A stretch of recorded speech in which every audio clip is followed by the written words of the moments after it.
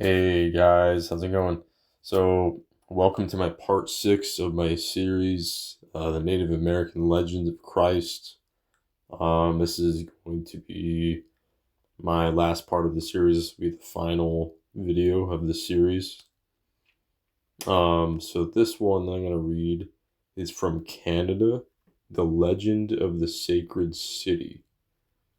Next to rise before the assemblage was an aged man whose hair had been whitened by more than 100 winters. Seldom does one see white hair among the red men, and when one does, it is almost a certainty that his snowy summit was attained at 100. He was reverently introduced by an Ojibwa who called him by the title of my grandfather, a term of the highest respect among the red men. His costume was unknown to my interpreter. The leather of whitest doeskin was embroidered by the dyed quills of the porcupine, and his moccasins were beautifully beaded. Perhaps Sac and Fox or Menominee, whispered my interpreter, or again, he may be of the Canadian Northwoods, or from a tribe now facing extinction, of whom perhaps he is the last high priest. How do you know that he is a high priest? See you not the wing fan from the sacred eagle? You ask me here to speak of the healer and the ancient days of our people's greatness. I was surprised to receive such an invitation. Are our young men having a change of spirit? Since when have they listened to the chanting? Have they ceased their love of white man whiskey, truly known as devil water, which looses their tongues and makes them foolish? Yea, it is true, my heart is bitter, but I came not here to give a lecture. Let white man keep his reason stealer, for in time it will bewitch him. I came to take you back to the ancients and to the times of our people's greatness. I have thought of taking the legends with me, even unto the land of shadows. But the young man who came so far to seek me reasoned well before the fire. He said I had no right to take them, for they belonged to all our people as long as one red man walked the planet. They must go on past this generation, and to that unborn soul who might be listening and wishing to walk back to the ancients. Therefore, tonight I am here to take you walking back through the dawn star cycles to a time long distant when the land was not as you see it. The past memories of our grandfathers, I take you with me to the days of the healer and the times of our people's greatness. These were the days when the crests of our histories rolled through many cities, always near the mighty rivers, avenues of ancient commerce. Coming north from our capital city, where the Mississippi meets the Missouri, in the long boats of the traders, the prophet made his journey toward the city we called sacred. This was an ancient metropolis before we built its mound of extinction. After the great civil war of the Turtles, 96 dynasties of rulers had lived in their long and eventful history. Like the capital, it too had strawberry carpets about all the buildings built upon the great crests, and from the streets radiated outward among the dwellings of the people. This city was called sacred because it was in the center of the cross of waters, from whence ran the rivers to the four oceans. East to the sunrise ran the waters, and northward to the sea of dancing lights. To the west, beyond the great divide, the waters ran to the sea of the sunset, while the Missouri and Mississippi ran to the southern sea, the Sea of the Caribs. To this, the city of the great cross of waters, up the river called the Father of Waters, one golden morning came the healer. The dawn cascaded down upon him as he left the ships of the merchants, painting his hair and beard with beauty and lighting up his lofty features. The streets were mosaicked with flowers strewn in homage of the on the path before him as he walked toward the temple. Greatly beloved now was the pale god, known as the Lord of Wind and Water. His every move bespoke his kindness. His very touch revealed his divinity, and before him all the people bowed down. Through rows of worshippers he moved to the temple, in quiet solemnity, holding up his hand in blessing, that hand with the strange palm marking, for through it was engraved the true cross, which he had taken as his symbol.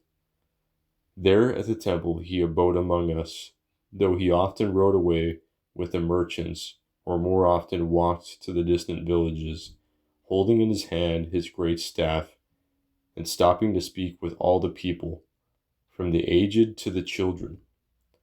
Once there was a great stir among the villages. Messages had been flashed with obsidian mirrors and smoke puffs of one more distant signals. They spoke of an array of nobles who were coming to the sacred city from land called Golden Toulon. At first the people were much frightened, for though long had we traded with distant Toulon, yet if these emissaries were to be followed by their mighty metal-clad armies, the Puan cities would be lost. The prophet was the least disturbed. He gathered about him a council of the merchants, and soon had mastered the Toltec language. These men in peace were coming northward. He told the frightened people, and shortly the messages confirmed his story. Before long, well confirmed were his statements. Indeed, they were coming to take back the healer to the city of Golden Tula, a fantastic place of magnificent beauty. Grand preparations were made to receive the emissaries. Long were the lines of chanters, the dances most elaborate, and much practice went on with the conch shell, trumpets, flutes, and tom-toms for the grand celebration. Then at last the day dawned, and the long boats were sighted coming up the river.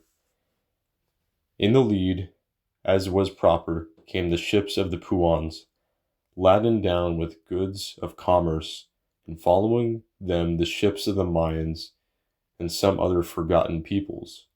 At last came the beautiful ships of Toulon. From the first ship came the guards, all clothed in metal, and then a shipload of glittering musicians playing upon many strange instruments of music. The last two ships were filled with the emissaries. Most lordly stepping were the nobles as they came down from ships' houses, and all the people were hushed with admiration. Long and thick were their emerald feathers, unlike any seen by the Puans, flowing backward like rippling water. Their costumes were made of colored cotton embroidered with gold, with pearl and emeralds, and even their sandals were shining with beauty. Proudly they walked behind their honor guard as they made their way to the great temple, where framed in the painted great log doorway the prophet stood quietly, waiting with his shining hair and wearing his snow-white mantle embroidered with the crosses about the hemline. It is said that the strangers brought many presents, among which were snowy garments and a pair of golden sandals, which indeed he wore forever after. The Mayans too laid gifts before him and received from him the blessing. However, when after 4 days passed the ships departed without the healer, the joy of the people was tempered with sorrow when they learned that the pale god had given his promise to go one day soon to Toulon, after he had visited first with other nations. The Mayans too, and the other peoples all returned happily down the river, for they all carried back a promised visit. For them this was a thing for rejoicing, for it was a well-known fact that the healer never broke a promise. The prophet went both north and west with his long staff, in his golden sandals and his snowy garments, and never more was seen by the Puan peoples. But the word came back some 4 years later that he was on his way to Tolan, where a kingly reception awaited his coming. He went by the way of the Chihuahua Valley, which means the highway of ancient power. Then came the fabulous tales of the merchants of his entrance into Tolan, when on a day that has never been equaled since among all the nations, the earth stood hushed and breathless, when that wondrous divinity we call the Pale God walked down the highway into golden Tolan. It is sad for me to retell the story, for the memory of the present comes through to haunt me as if in terrible mockery. Yet I chant it for you, the young men who listen, and for generations will again retell it, on into the cycles of the future, as long as the son of our blood still walks the planet. Thus for you of this night, and for those even more distant in time from those living this hour, I have spoken. In bitterness had I sworn that these pictures would fade with the brain which carried them forward, but it is true that I had no right to think that, and so I release them into the future, to that perhaps unborn soul who will listen and love them, as when I was a boy would crouch listening about the firelight, and walk enraptured in spirit through a day so long vanished. I too have spoken. And so lastly, I will read The Cheyenne Speak from Wyoming. Then in the lodge of the Chippewa arose a slender man of the Cheyenne. There was a brief murmur at his costume as the Chippewa recognized another hereditary enemy tribesman. Proudly he too waited for the courtesy of silence. When it finally came, he began speaking. Like my brother from the Dokota, too seldom is seen the Cheyenne costume in the lodges of the Chippewas. We too look back through the vistas of history to the days of the old Red Land, when there was peace and commerce on the mighty father of waters, known to men as the Mississippi.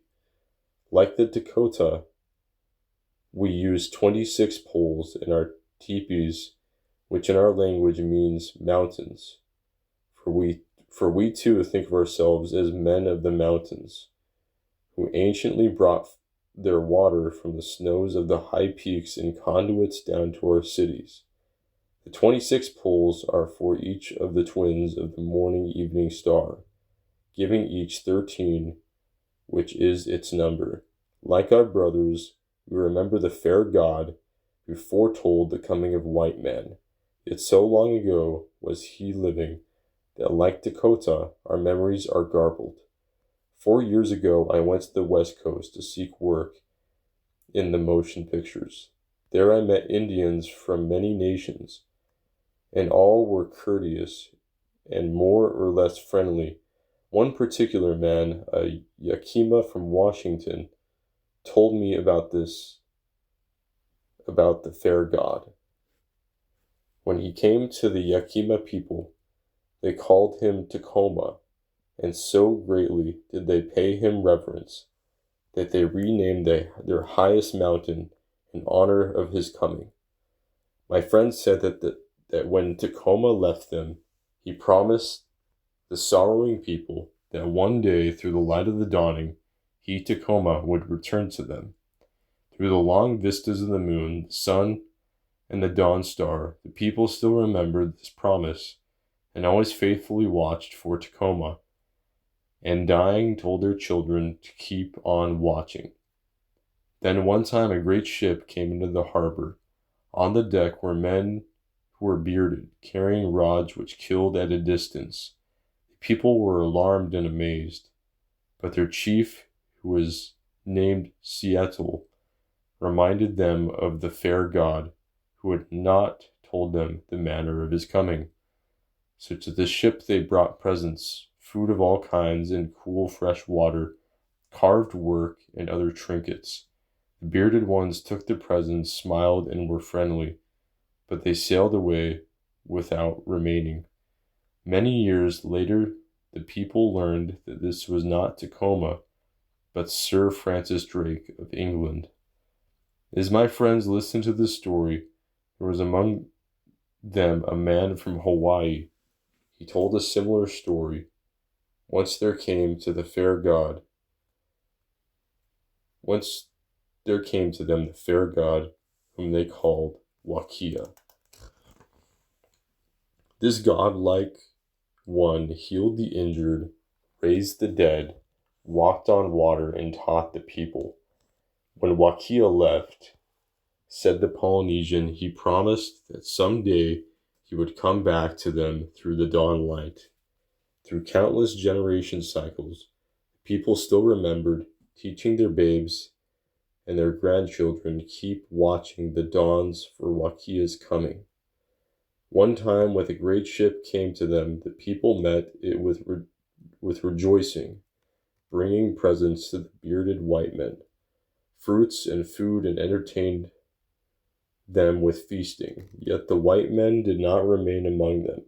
They sailed away, and the people, embittered, wondered if Wakia had rejected his people. True, they had not entirely lived up to his teachings. There had been some war and fighting, but on the whole, through the long years, they had tried to remain faithful. That night, a great storm struck the island. Was this another sign of Wakia's displeasure? The people were hurt as they thought upon it, and they saw the ship returning. It was running like a frightened dog for cover, heading back to the safety of the harbor. Now the people knew that this was not Wakia. The fair god had full command of the sea and windstorms. He had but to hold high that slim hand, and mightiest storms obeyed him.